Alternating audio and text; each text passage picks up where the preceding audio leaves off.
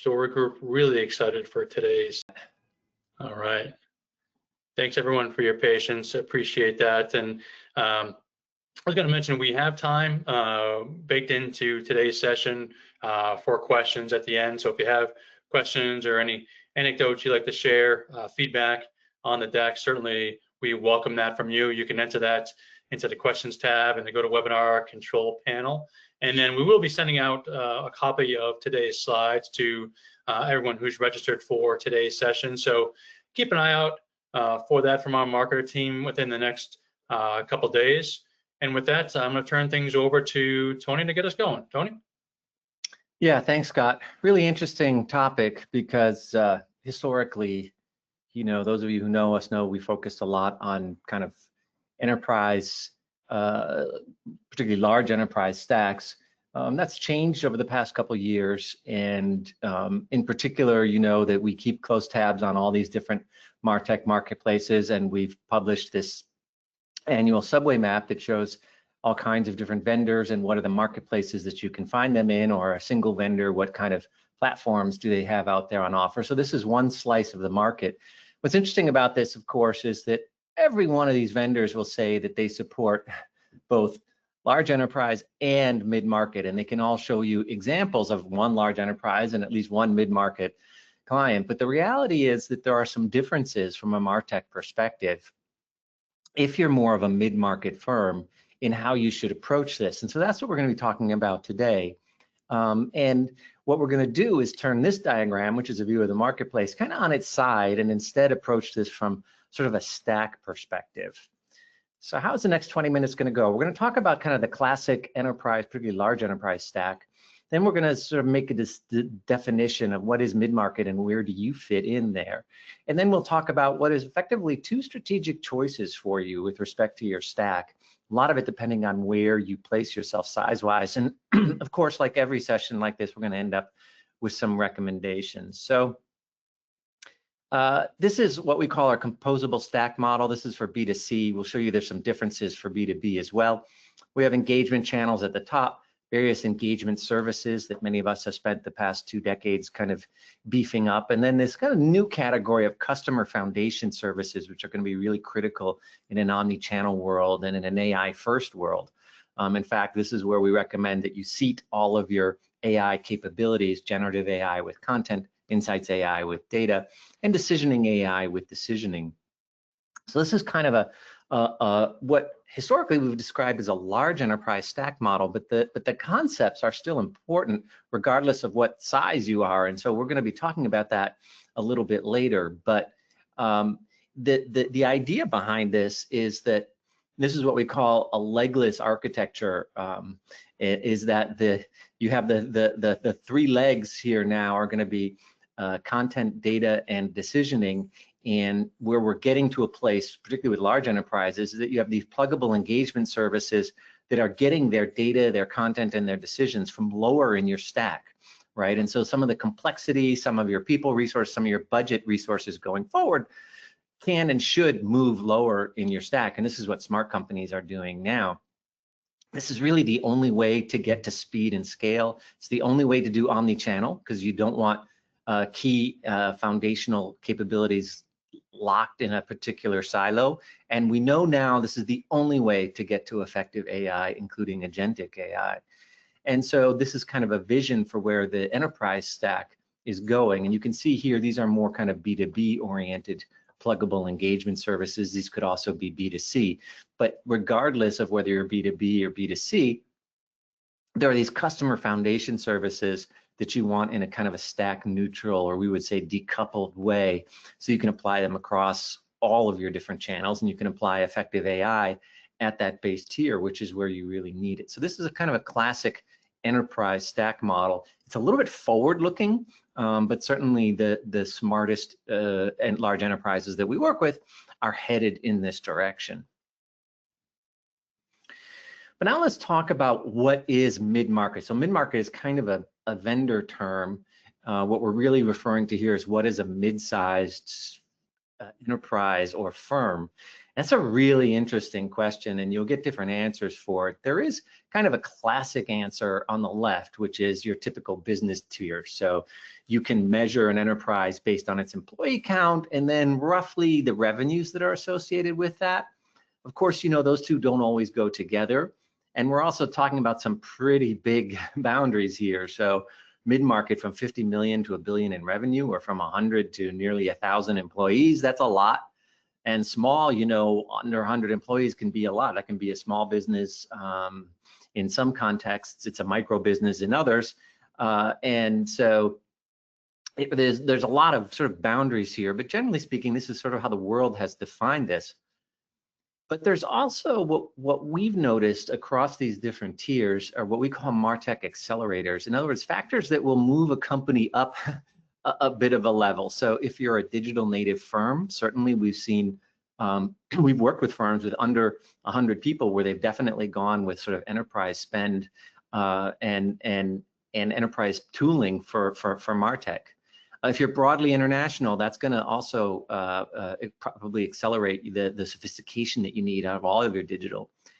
If you're usually information intensive, and that also tends to go with highly marketing intensive. So organizations like news media or insurance companies, some others tend to need more sophisticated MarTech than they would otherwise need, like if they were a manufacturing company. Also, if your executive leadership or your board has said, look, we're going to differentiate based on digital. We have a digital differentiation strategy. That's also going to kind of push you up a tier as well. So yeah, size really matters and can be definitive, but also there's different coefficients that we call MarTech accelerators that can kind of push you up sort of a level. And what this means is that effectively, when we look at the mid-market, you can kind of divide it into 3 tiers. So at the top, of course, you have the enterprise tier, and at the bottom, you have a small business tier. But in the middle, what Real Story Group does is say, look, there's an upper mid-market that is a little bit more associated with the enterprise tier, and there's a lower mid-market that's a little bit more associated with the small business tier. And this is how these sort of MarTech accelerators or decelerators come into play here, because you might have a firm that might, from a size perspective, be right in between the true mid-market, but because they can check the boxes on 3 or 4 or 5 of these things, from a complexity standpoint and from a requirement standpoint, that moves them up into the upper mid-market. In contrast, you can have firms that might be in the mid-market, but because they're really not digital native, they're not international, they're not unusually information intensive or marketing intensive, they're not using digital as differentiation, well, maybe then they're going to present from a MarTech perspective in more of a sort of a lower mid-market. So yeah, upper and lower, you want to, again, for sure, look at size. So size matters here. If you're closer to $1 billion, if you're in the mid-market, but you're closer to $1 billion, closer to 1,000 employees, that might make you upper mid-market. Same for if you've got 55 million in revenue, that might make you, closer to the lower mid-market. So there's definitely still a revenue component here, but also these MarTech accelerators come into play. So what I'm going to do here is just run a little bit of poll just to sort of understand where you, MarTech leader, is at. So in your enterprise, if we took these 5 tiers, you're at an enterprise, large enterprise tier, upper mid-market, true mid-market, lower mid-market, small business tier, just tell us, where are you at? And don't think about it too hard. If you're not really sure, just go ahead and pick one. So I'm going to launch this poll here.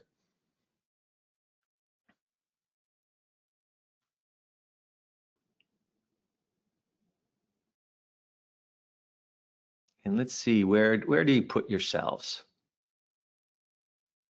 It's taking a little while for this poll to distribute.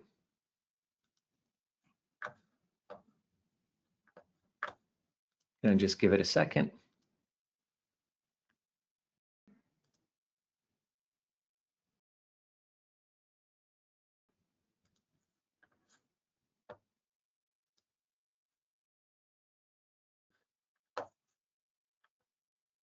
Okay, I think there was maybe some issues with people responding to the poll, so that's okay.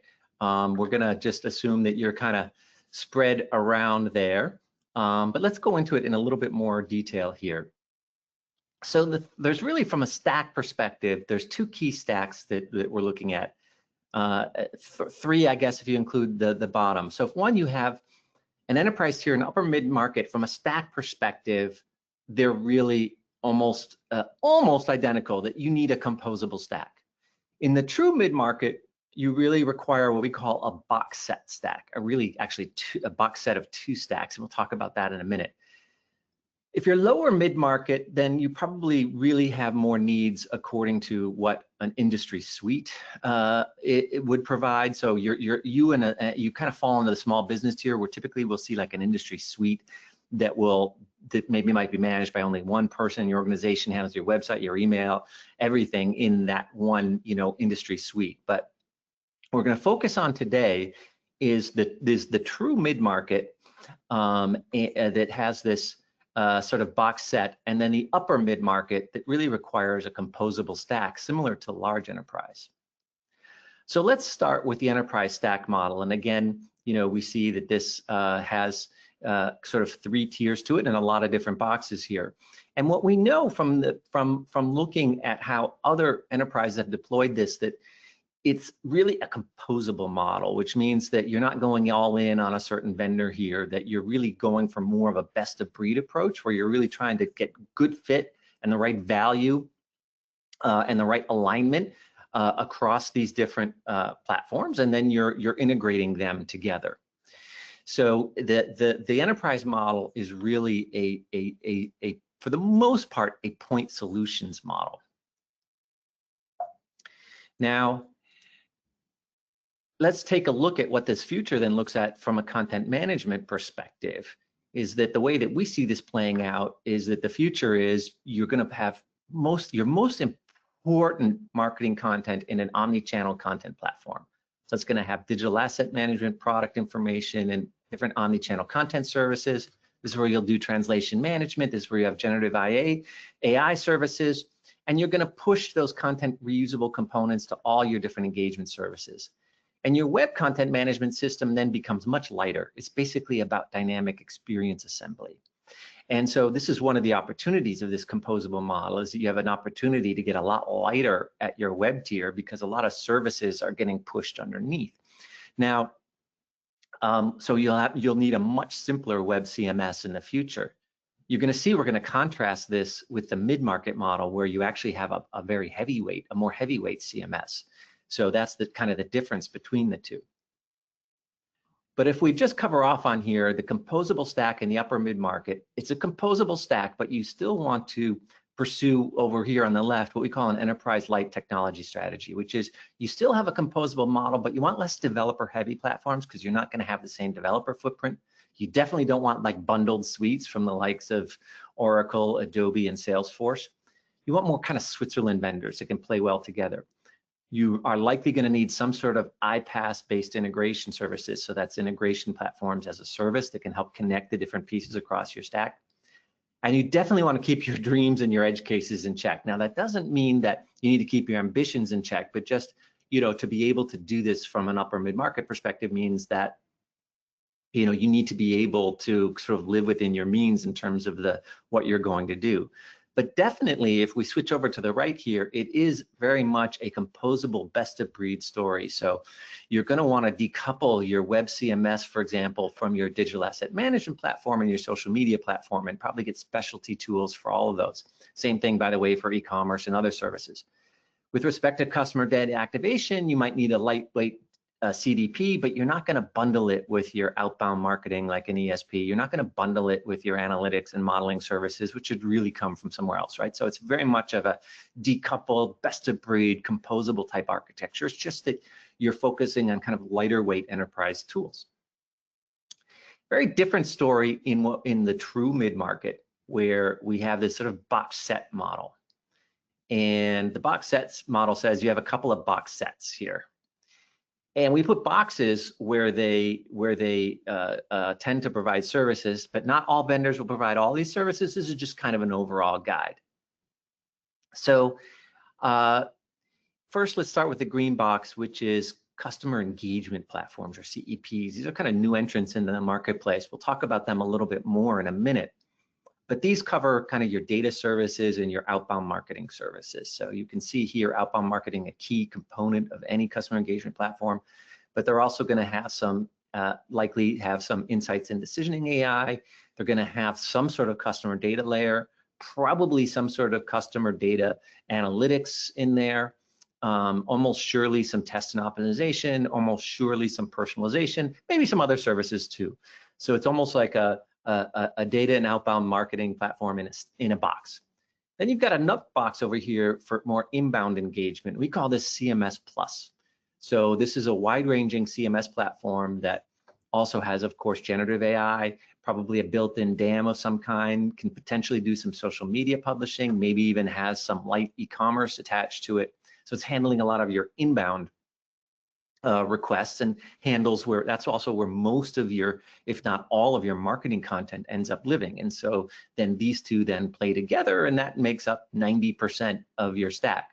Now, it may not be able to support all of these different engagement channels. There's questions about whether it could, compared to a composable stack, help you with ads, voice, in product, that sort of thing. So it does provide some limitations, but still can be a very good approach for the mid-market.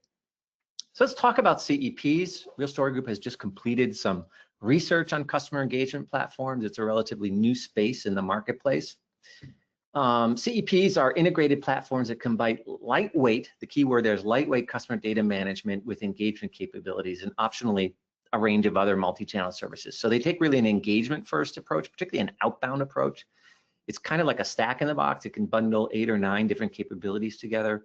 And the focus, their real selling point, this may not always be 100% true, but their selling point is on ease of use, right? That you have a single platform and a single person at a control panel who can manage all these different services. So it's very useful in your, I would describe a true mid-market firm where you're not going to have significant MarTech staff or expertise, and you're willing to trade off some depth for breadth.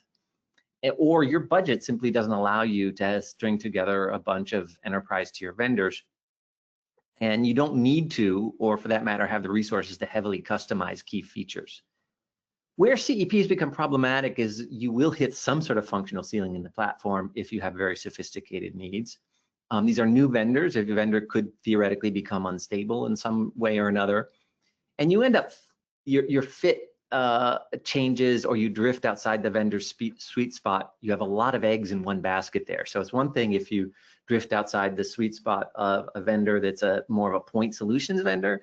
It's a little bit more risky to put this many eggs in one basket.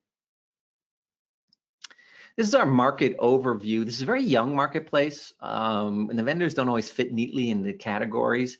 You should also understand that the pricing and the extent of the capabilities can change based on their a la carte pricing as well. But they fall roughly into 3 categories, where the simplest are on the left and the most complex are on the right. So you have these simpler outbound marketing platforms that are adding more and more services like MailChimp and Customer.io. What we would describe true mid-market CEPs, which are this whole notion of a MarTech stack in a box. There's at least 5 vendors there you should consider. Significant differences among them, but they're all trying to target the same market. They compete intensely with each other. And then engagement CDPs that have added on this outbound marketing component. So these are lightweight CDPs that have added some outbound marketing, and so that technically kind of makes them a CEP. So the industry overall, it does face some maturity issues. So as a prospective licensee, you definitely want to vet these very carefully. We've gone through some interesting selection processes here and can share some inside dope on that. So then the other box set is what we call CMS Plus vendors. And so this is kind of like site in a box. So there's 3 vendors here in particular. You could extend this to more if we had a deeper conversation, but certainly Drupal, WordPress, Sitefinity, these are platforms with a wide set of optional modules or an ecosystem around them, so where they can provide all these extra services, right? And you can see those on the right. I won't read them out loud, but you know, you basically have this whole inbound marketing platform here that's doing all these different things for you from a single vendor, or more accurately, I think, a single ecosystem. There's definitely some potential overlap with a CEP and here, and so you'd have to kind of, you know, weigh that out. Where do you want different services to reside? But this is a pretty good approach for a mid-market firm to do this combined with the CEP, and then you've got maybe 90% of your stack covered right there. This is a very different set of CMS vendors, a completely different set of CMS vendors than we would recommend if you were in the upper mid-market and you were in a composable environment. These are not composable CMS vendors. These are really site-in-a-box vendors, and they have a lot of power there if you are a true mid-market firm. Okay, so those were kind of like your two overall options. Let's get in some recommendations, and then we'll have some time for questions. Once again, if you have any questions, feel free to use the GoToWebinar control panel, and we'll definitely have some time to answer those. So some closing advice. It's really important for you to distinguish in your firm, at least roughly, are you true mid-market or are you upper mid-market? Because this is going to define how composable your stack should be. And it also helps you avoid mismatches where you have a vendor that's really too big for you or too small for you, both with respect to the kinds of customers that you'll be with in their customer base, but also, their thoughts around just what use cases they're covering and the degree of complexity. Of course, there are always exceptions. Definitely the intensity of your needs, your transformation appetite, your internal capacity and budget, other variables here can be decisive. And in fact, when we've been working with organizations, there's often kind of a hybrid. So, they have maybe these two box set models, but then there's also certain areas where they might go best of breed. So it's not unusual to have kind of a hybrid, but these are good kind of conceptual starting points. Putting your firm in the right category does offer opportunities, and that's why we're pushing you to kind of self-categorize a little bit here, because if you're in the upper mid-market, you can outcompete based on the advanced services that you'll be able to deliver for customer engagement with a much more powerful CDP, with more powerful outbound marketing platforms, with a more lightly aligned CMS that's not going to suck up all of your resources. If you're a true mid-market, you also have a chance to outcompete. It's basically on the breadth of services that you can run with a lean team, right? So the lean nature of your team doesn't necessarily preclude you from being able to provide a variety of services under a couple of different control panels here in these box sets. And that's one way you can outcompete. So the other thing that I really want to stress is that Real Story Group can ensure that you take the right direction here. And then again, those directions can vary based on your particular circumstances. And that's something that we're happy to have a conversation with you about. The first thing we do is help you discern where you stand, on that slide that you recall with the 5 different buckets in it, what most accurately reflects who you are and what you need. And we can quickly help set up the right technology roadmap for you, potentially the right organizational models. And as we've done with many of your peers, we'll make sure that you pick the best fit, best value solutions for your stack to get the most value out of the situation that you find yourself in. So that's some closing advice. And some questions have come in. Scott, I'll just turn it over to you to just talk about next steps. Absolutely. Thanks, Tony. Great content today, as always. And if you'd like to stay in touch, we invite you to reach out to us at explore@realstorygroup.com. Happy to walk you through our research options along with the advisory services that we provide.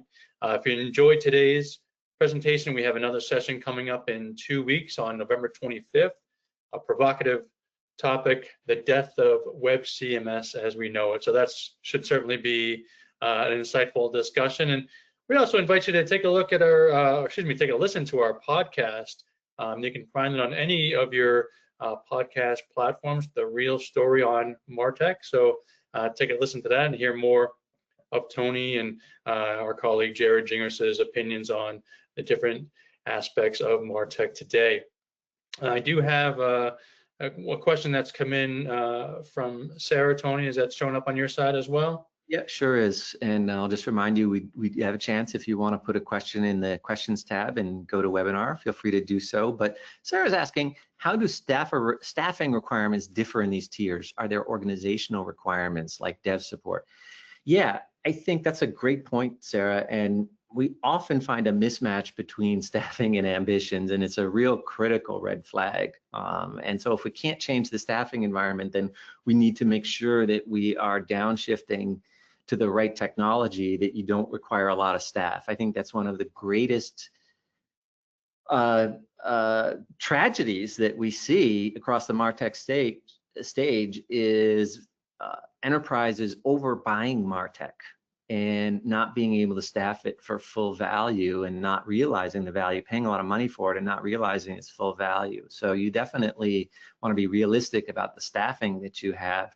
And for a lot of enterprises, both in the true mid-market and the upper mid-market, we're recommending that they downshift to simpler platforms. That doesn't mean you're not going to get the same value out of them. It just means that you may not be able to customize them as heavily, and maybe that's not actually a bad thing. But you definitely want to be cognizant of organizational requirements. And in particular, as you mentioned, Sarah, developer support. If you have a developer-intensive platform, you are going to need development support, whether you bring it in-house or whether you pay a lot of money to a systems integrator on an ongoing basis. The developer intensivity of a platform is one of the most critical things that we look at in our evaluations, and when we're helping companies like yours select tools.